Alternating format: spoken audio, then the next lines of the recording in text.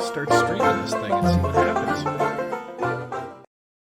Right, main spam. Oh, it's gonna. We got some echo going on. Let's hit the mute button on this bad boy over here, so that stops in a hurry.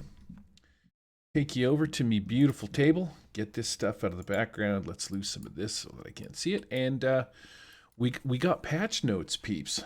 I'm gonna shoot over to the Tabletop Simulator. Let's go to right window so you guys can see what's going on here. Patch notes 12.4.0. There's going to be a hot fix because there is apparently some frame rate issues.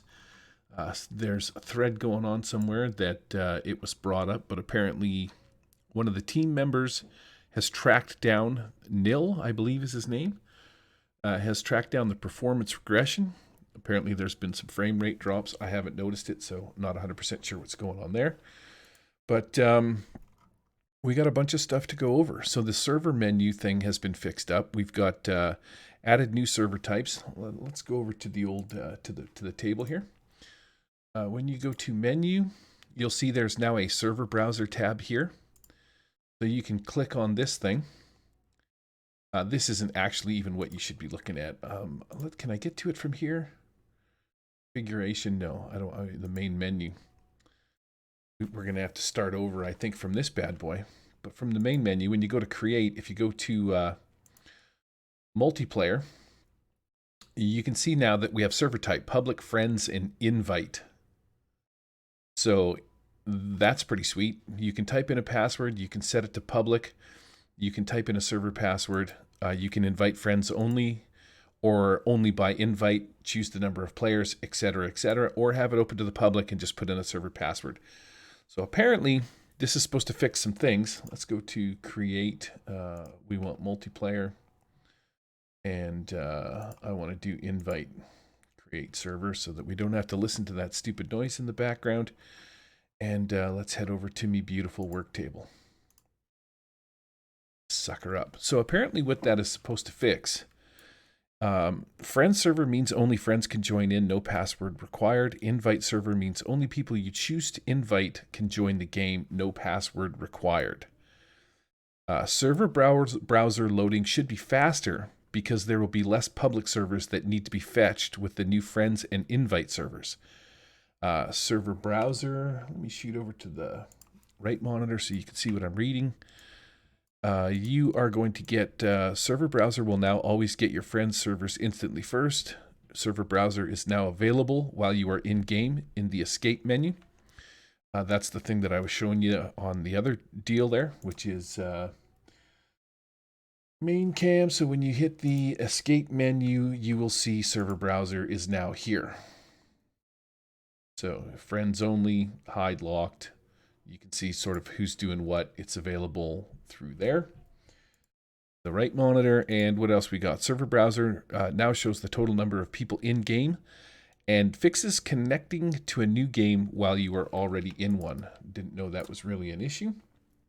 Back over to this sucker here. So we got some fixes that I'm going to go over line by line. So the line tool.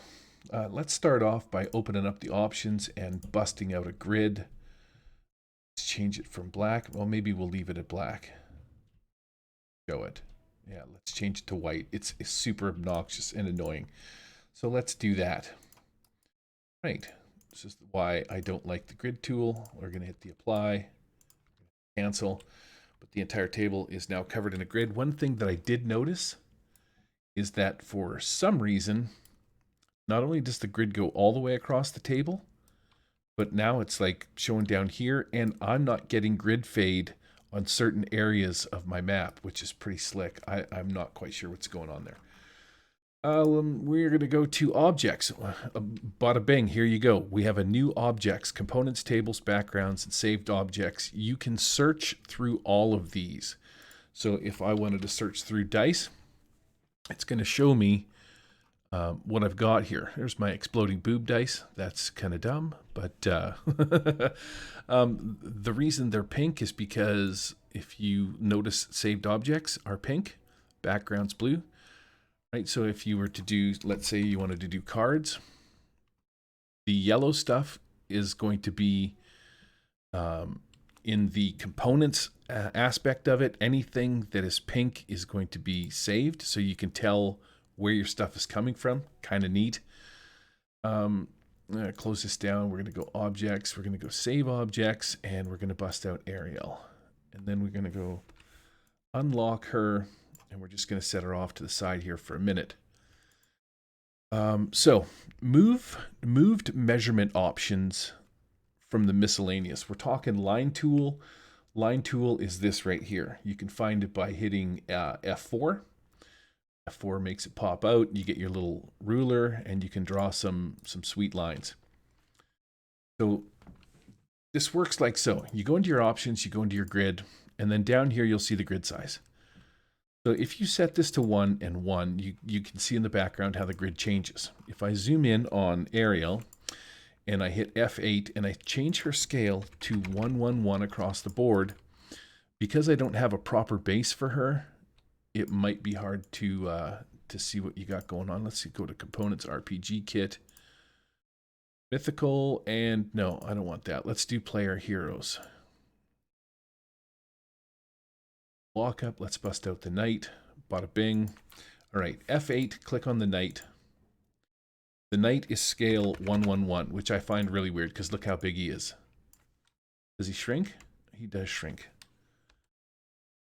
All right, so unusually goofy, but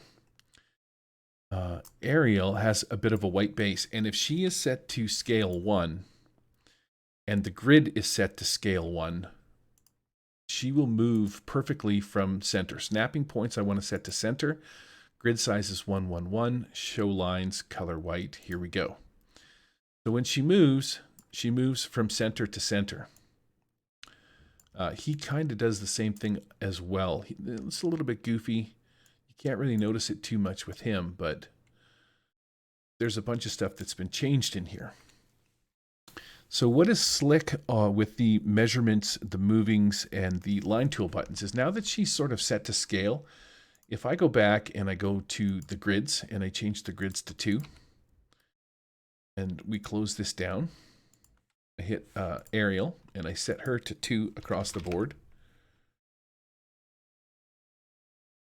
Not working. This one, 2, 2, 2.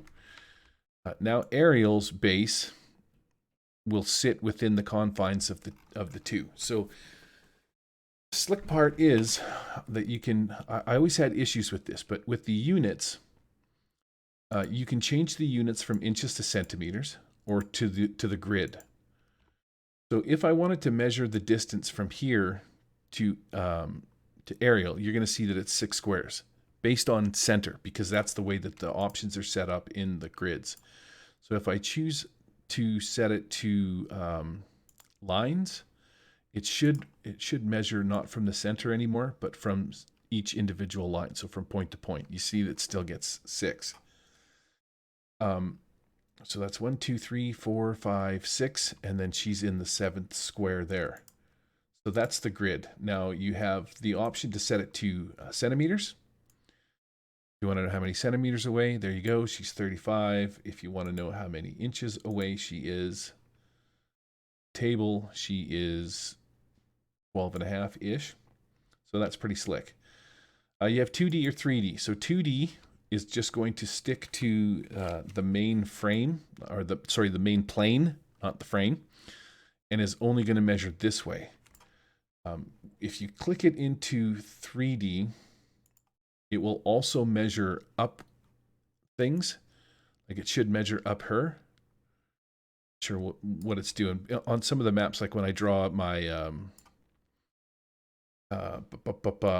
that's actually kind of weird that it's not doing that. When I load up my swamp map, it'll actually measure up the side of the tower and stuff like that. There's other things that we need to get to first. Ruler mode is set to auto. So auto measures from where objects where appropriate. When hovering, hold control to use the pointer position instead. When hovering, hold control to use the position something instead. Oh, I see what you're saying. Yeah, okay, you want to do this thing. Let's make a couple of copies of her. So what else we got? We got center, hovered object, edge, center, And then you can log, which is cool. So we're actually gonna log. Come on. I'm gonna zoom in here. I'm gonna be let's say I'm gonna be player. Change color to be black. So when you mouse over here, oh, he's snapping to there. We're gonna increase his size a little bit. If I wanted to measure the distance in inches along a flat plane from her, I can hover over her and hit Control and then click. Got to be this one first. Oh yeah, we're doing this now. I love it when it works. It's so fantastic. All right, so we've chosen her, we've hovered, and we're measuring the distance between the two. Here's one of the other features that it has. If it's on auto, hovered object log. So it should actually stop when it gets to him instead of going all the way through him. Like, so this is in free mode. This is what is happening here. So in free mode, that's fantastic. Gotta love it when it doesn't work like it says it's supposed to. So dumb. Let's turn off the lines. Okay. Let's go to auto. Let's go to edge. We want to turn on logging. Let's go to grid. Maybe I'll actually even turn on 3D. What should happen is when you click on her, you should be able to measure from her to him. There, now it's doing. See how when I whiz around him? I don't know why it wasn't working before, but basically if you choose your mini and you want to measure to another mini, it'll tell you the distance by sort of snapping to it, I guess is the feature. And that feature is by clicking in auto. So if you turn auto off and you put it to free and you choose her and you want to measure to this guy, it just sort of goes right through him. Doesn't do much. But if you change the ruler mode to auto, then when you click on this guy, it stops at him and measures all the way around him. So it'll also tell you that, which is pretty slick. We got a few other features going on here. So the gridded units, you got inches and centimeters. You've got added 2D and 3D modes. So in 2D mode, all measurements are flattened to the horizontal plane, and in 3D mode, height is included. The ruler mode's auto and free. So in auto mode, the ruler will take advantage of the objects that you hover over, snapping to them where appropriate, and you can hold down Control to override this behavior.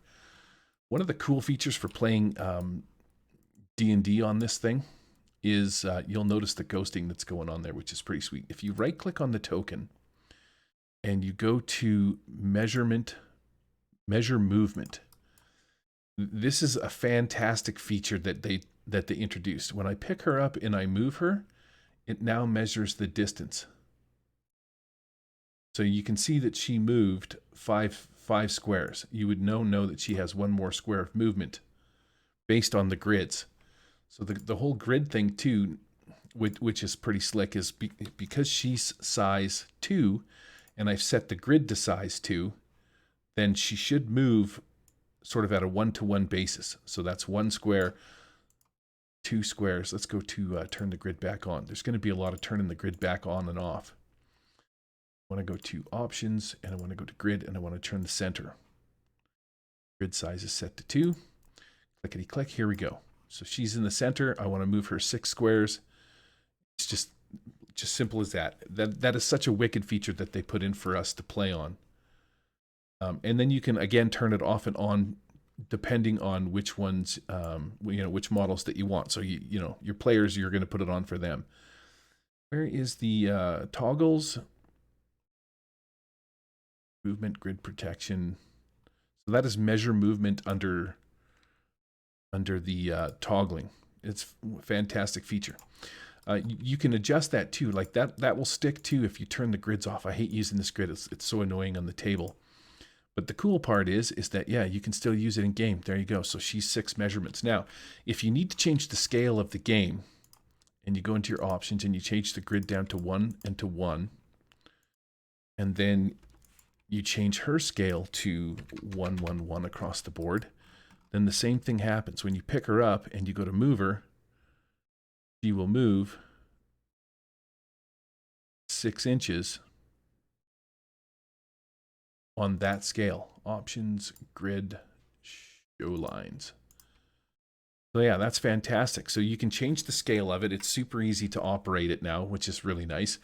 And that's an awesome feature for role-playing games on this deal, which is very cool. Let's turn off show lines.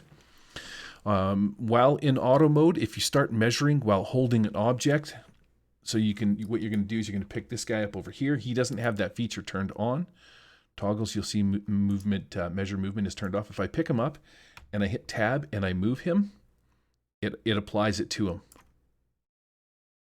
So it doesn't have it now if I move it, but if you grab onto it and you hit tab and move it, it'll measure. So that's kind of cool. So that's sort of like the toggle for turning it off and on. What else we got? So if you wanted to measure the distance between her and him, she's got it auto on. There is a way that you can hold down. So we're going to pick our line tool. Line tool. We're going to start at him. We're going to measure here, but we want to measure from here to here, except we want to measure in a straight line. So you can click over her and hit Control and Shift, and you can see how many inches it's going to take if you had to, say, go around the corner of a building. Selecting the 2 points, hit Control and Shift. That's basically all I'm doing. So Control is held down, and I hit Shift, and it will sort of make it so that it, instead of a straight line, it goes around the corner, which is pretty slick. So you can measure the distance between two objects, you know, around bends and whatnot. So that's cool. The line tool's really got a nice solid revamping. What else we got here? There is a, under menu, I believe under configuration and interface, we now have this thing called Pure, which is just a different way of looking at the tables. You'll see that when Real is on, the table is in its wooden mode with the bottom. It's got the legs, the whole 9 yards. And then in Pure mode, it gets rid of all of that stuff, and you just have the plane of the table.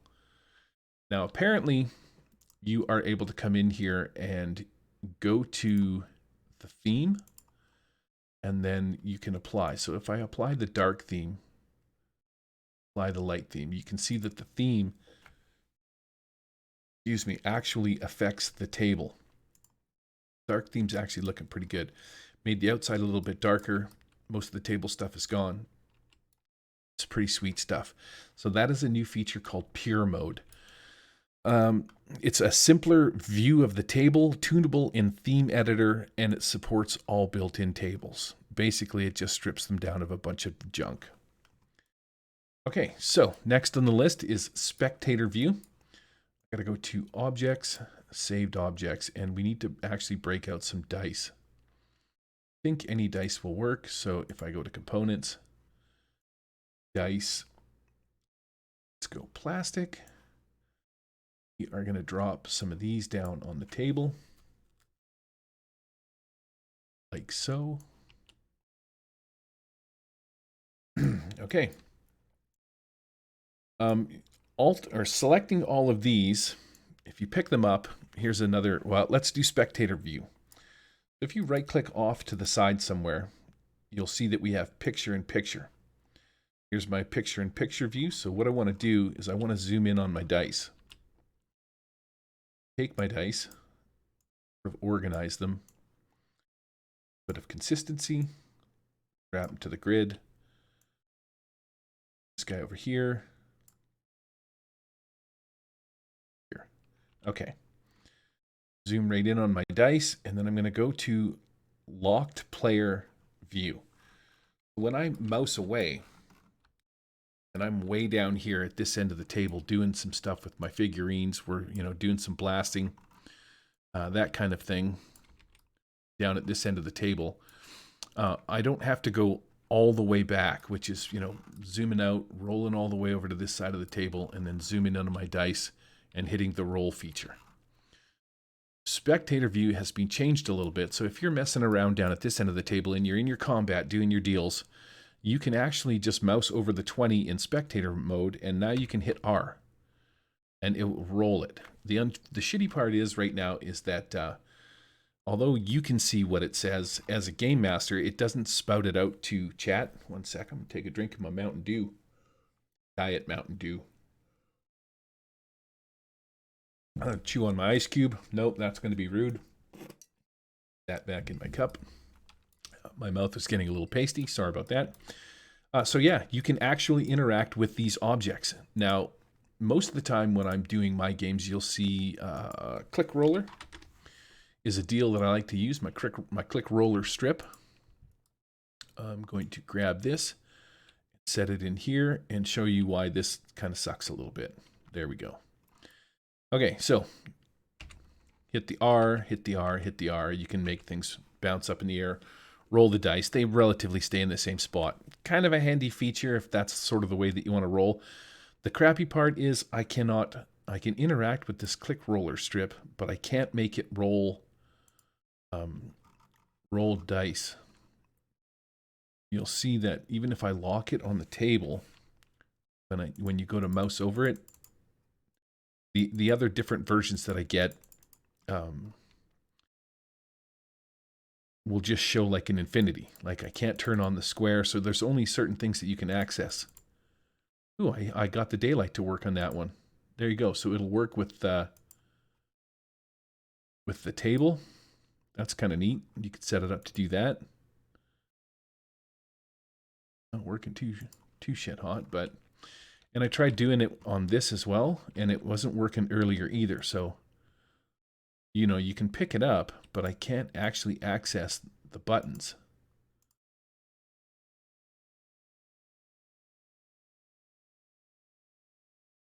You know what I mean? Not working. So it's kind of good for some things, but kind of more of a pain in the ass than it's worth, and I don't think that I would bother getting into it. I still prefer these click rollers where the dice will pop up. And then once they roll and land, we'll tell you what they've rolled. They broadcast it to text, chat, the whole 9 yards. So Spectator got a cool feature. I like it. I think it's slick, but it's not something that I would use. There's some stuff going on with hand zones. On-screen hand view now shrinks when you are not hovering over it. I don't even know what this means. Here is hands. So I'm wondering if it has something to do with this, but I'm not 100% sure. I'm going to look into that a little bit more and find out. We're going to set the color of this to, say, yellow. And that's just where your cards would get dealt to. That is your hand zones. That's what that is all about. See, it's in the zone section, and it's under hands. So some of the things are optimize hand zones with lots of objects in them. I don't know what that means. Hand zones are much snappier with their movement. I don't know why you would move the hand zone around. Fixed issues where objects you were holding would go below objects in your hand zone. Okay, that's kind of cool. And it fixed some of the cards, dominoes, parcheesi's, not hiding in hands. So the hand zone's got a bit of a rework, which is kind of cool.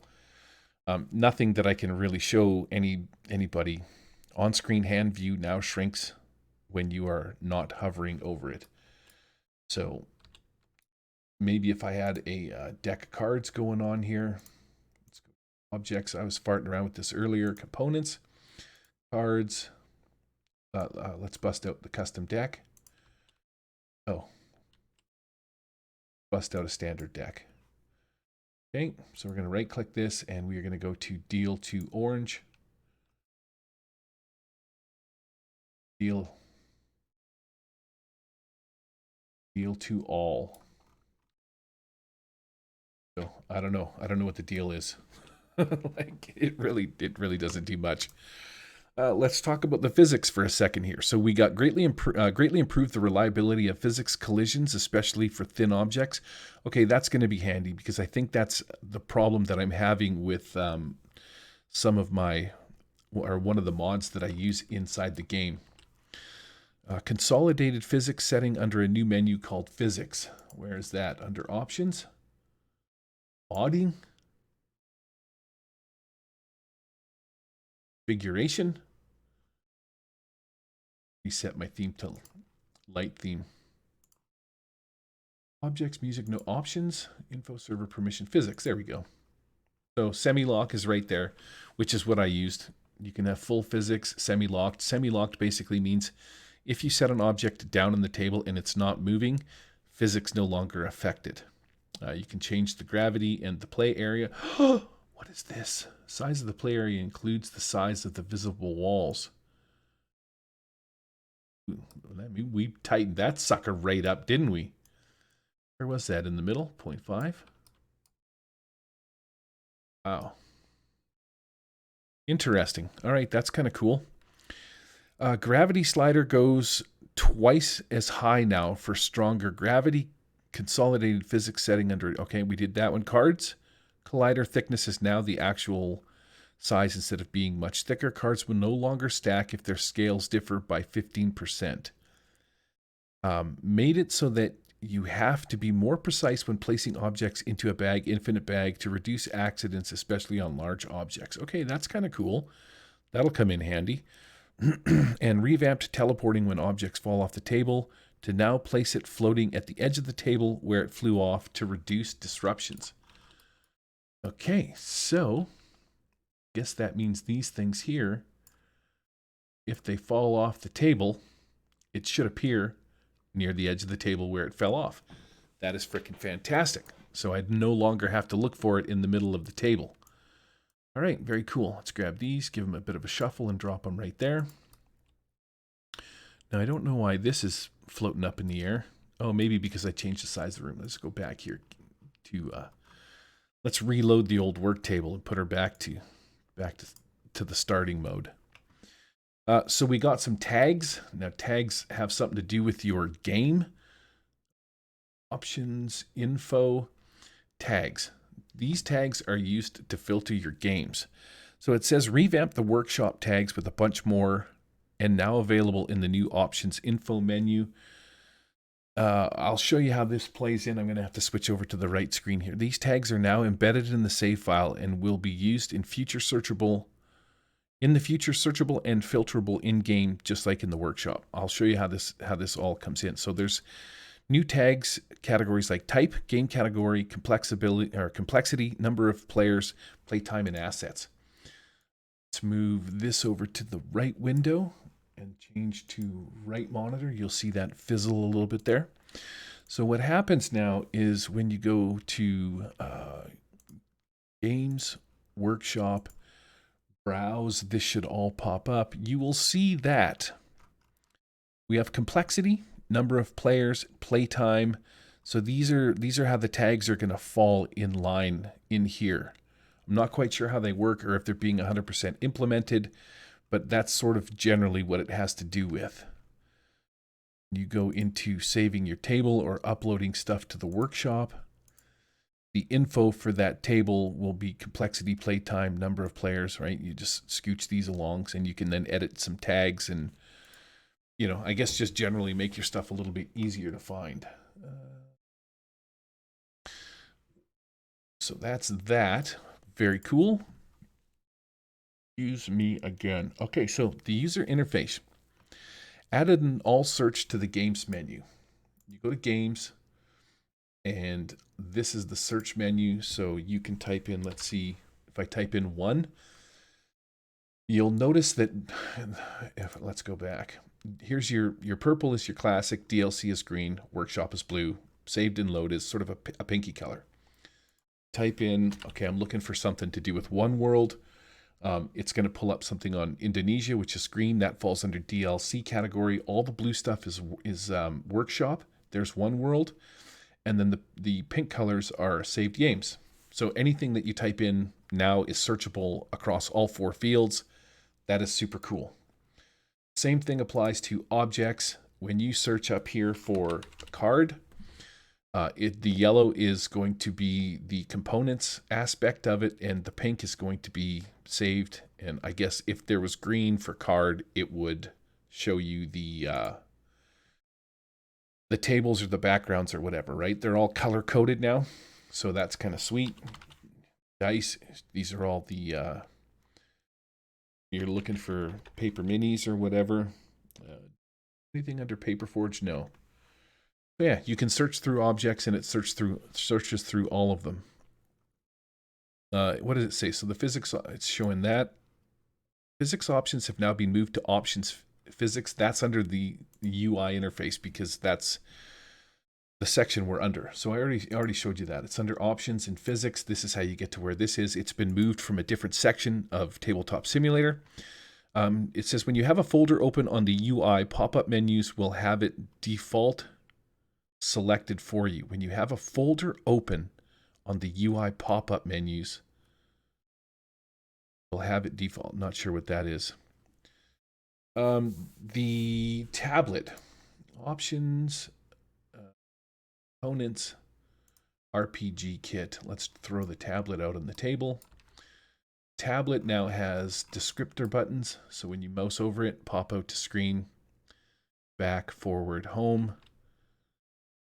and nothing on that one. So yeah, the tablet got a little bit of a refresher. Renamed Vector Paint. Vector Paint is over. Where is Vector Paint? This was it here. So F2. It's now just called Draw. I don't think it got an update in any way. It's just been called Draw. You can now hold down rotate snap points buttons for continuous rotation. Can now hold down rotate snap buttons. Snap buttons are here. Rotate snap. Why would you want to rotate a snap point? It's kind of weird. I'm going to have to look into that too. This is a new one. So they fixed some saved objects that are wider than taller and now save their thumbnails correctly. That's kind of cool. There's a little bit of an update for that. The decks make shuffling sounds in the components menu. Fix the PDF pop-out window to work at any UI scale. So if you change the UI scale, I guess the PDF was having issues when you alt over it, so that it would, when it would pop out, it would look different or look weird. This one here, mine's always seemed to work fine. I've never had any issues with it, so that's kind of neat. Fixed hand opening up, like you can grab 3D UI elements. So I don't know what they did with that. Changed some things with that, with the way the hand. And then apparently there's some scaling options or something like that has been fixed. Just some behind the scenes stuff. Custom objects. Okay, let's get into this. A lot of stuff is just behind the scenes things, so it's not really things that I can show you. I can just tell you what they've done, like fixing performance issues when alt zooming objects on the user interface, and then fixed when having the components dashboards open, causing snap in the middle of a table. Some other weird stuff. Objects, components, custom cards. Where are we? Cards, custom deck. You will see now that you can change the type of card. There's rectangle round. This just means that the edges are rounded, so it would be not squared off. Straight rectangle, you can have a hex card with a rounded edge, a straight hex, or circle. And so yeah, you can change the shape of cards now, which is kind of sweet, I guess, for people that play other games. Added stand-up toggle to custom token that stands the token up like a meeple. What? Added stand-up toggle to custom token that stands the token up like a meeple. All right, well, objects, components. Is that under figurines? Custom? Drop this down here. Card scale, no, that's not it. Added stand-up toggle to the custom token. Oh, maybe that's under custom. Sorry, custom. I went in the wrong thing. I'm looking at the minis. Custom token. I'm going to set this down. Stand up. There it is. Do you want this token to stand up like a meeple instead of being flat? Oh my God. That is going to be freaking wicked cool. Basically, you'll be able now to import wall sections and stuff. Okay, so custom token, if I'm going to shoot over to my my Imgur account for a second, And let's go to my randomly customized tables, Tabletop Simulator Maps. Let's take, here we go. Right click, copy image address. Here's the image, Control V, import. So just imagine that I just grabbed some sand. So this object is flat, you can flip it around, you can do your deal with it, right? What they've done now, when you right click and hit custom, you can hit stand up, then import it. So just imagine that that was a wall instead of, or like brick or something like that. It just makes it incredibly easy for you to, once you grab it, to stand it up. So now if this was like a brick wall, something along those lines that needed to be upright, that is actually very cool. that is going to make like designing some tables just way better instead of having to screw around with it. Ooh, I can give you a sort of a perfect example as to how this would be super cool. Let's delete these. In one of my DDEX, which one we got here? The Catacombs, Courting of Fire, Undercrypt. Undercrypt? Let's pull out Undercrypt. I don't know if that's the one I want, but so the gist of it would be, let's smash these, lock this in place, drop this on the table.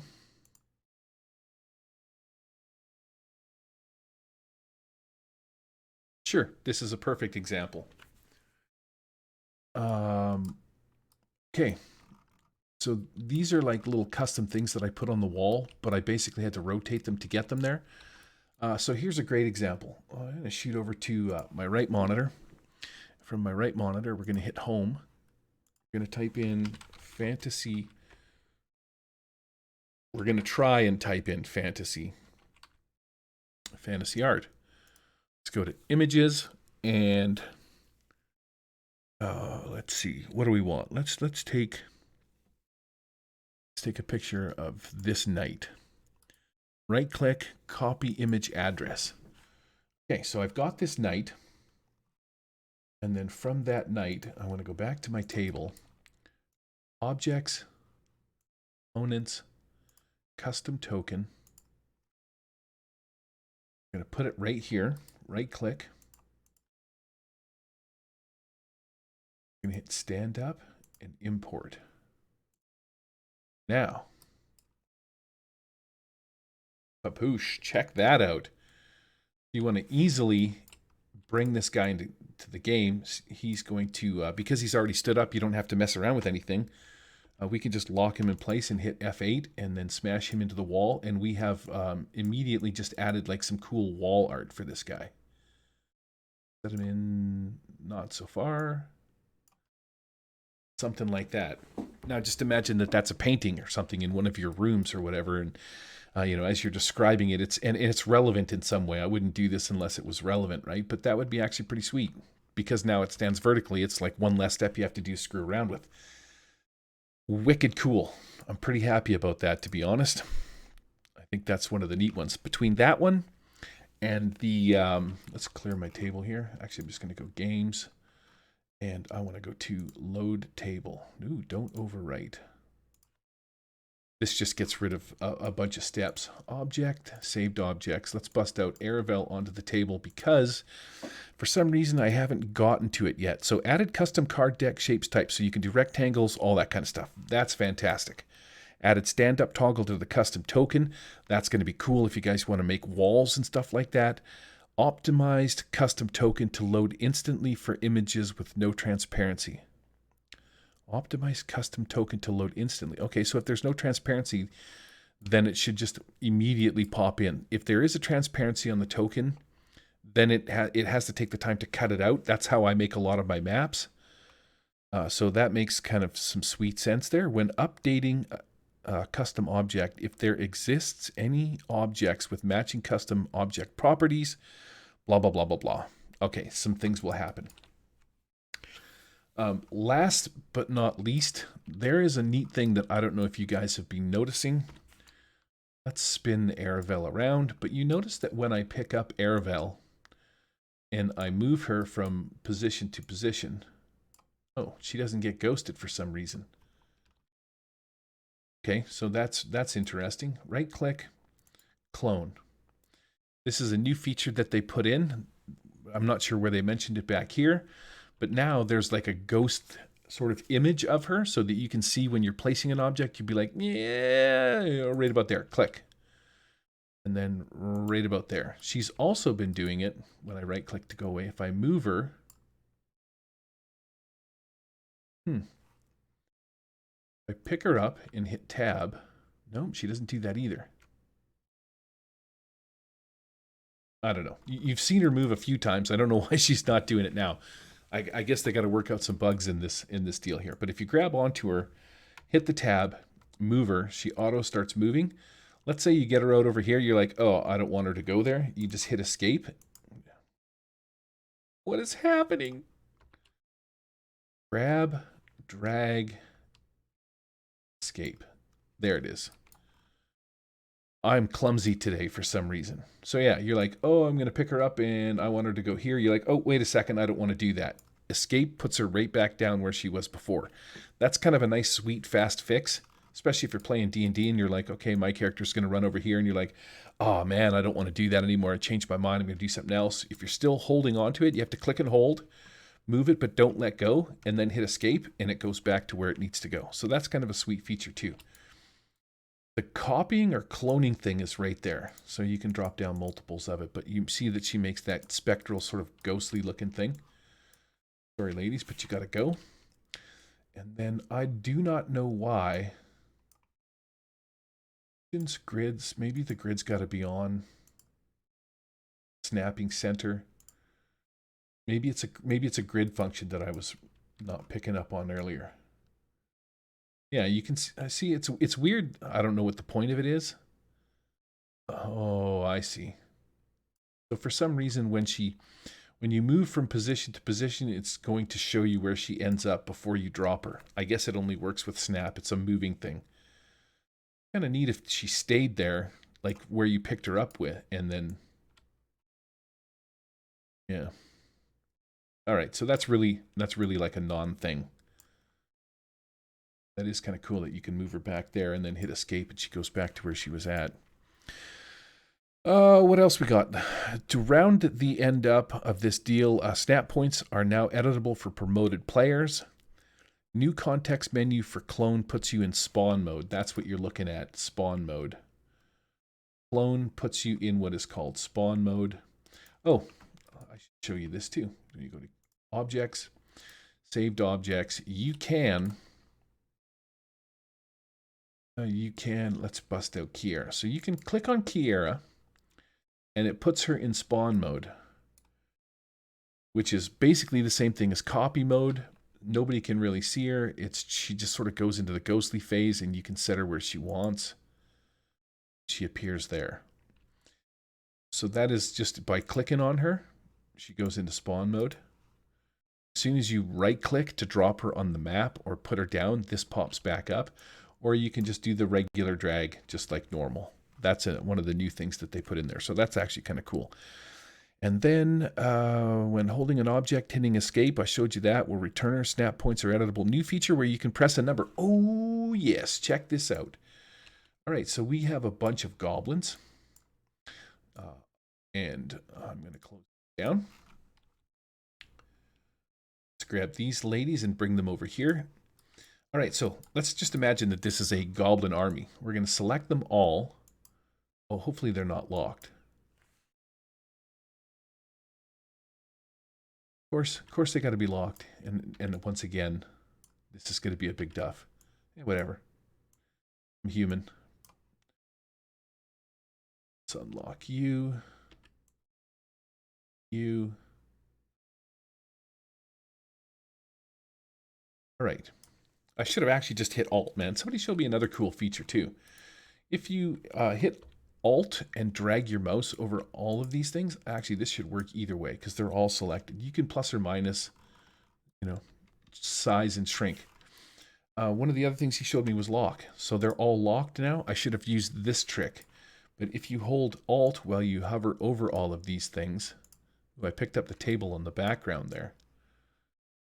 I don't know if I want to unlock that. So what I'm going to do is I'm going to hit Alt. Just try and select those. And by hitting the Alt button, I can unlock them all. That was another fancy thing somebody showed me. I'm sorry, I don't remember who told me, but it's pretty handy. Okay, so back to where I went off on my tangent. Check this out. Select them all. I'll get out of town.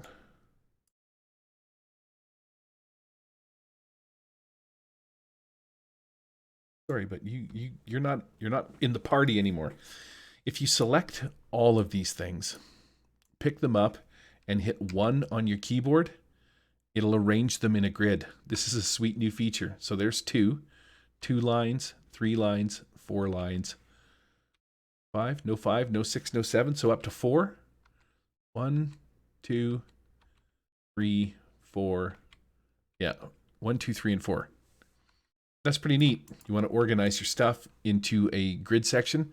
Select a bunch of random. Let's go like this. We take these guys. We'll shake them up a little bit so they get all gnarly.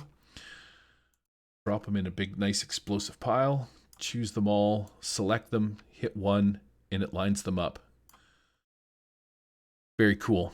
Miscellaneous setting added to make containers. Decks, bags, etc. respond to the first number typed on them. I'm not 100% sure what that does, but I think it's something similar to this. It might actually just bring up, respond to the first number typed on them. Psh. Settings added for various new features present in the patch. All right.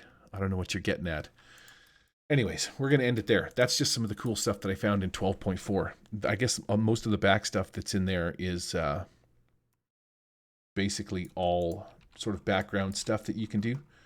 Yeah, some cool new features, man. Picture-in-picture with the dice. If you can find a dice set that actually allows you to do some scripting so that it'll throw the color of the dice up the player, report it to a few different places. I know somebody's got one somewhere.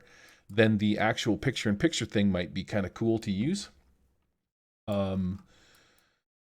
The click, tab, and drag and drop. This is cool. This is one of the sweetest new features. And then putting things upright, like tokens upright, that's going to be awesome. This is going to make getting my players around the map easier. Just, grab onto it, drag, and away you go. That's fantastic.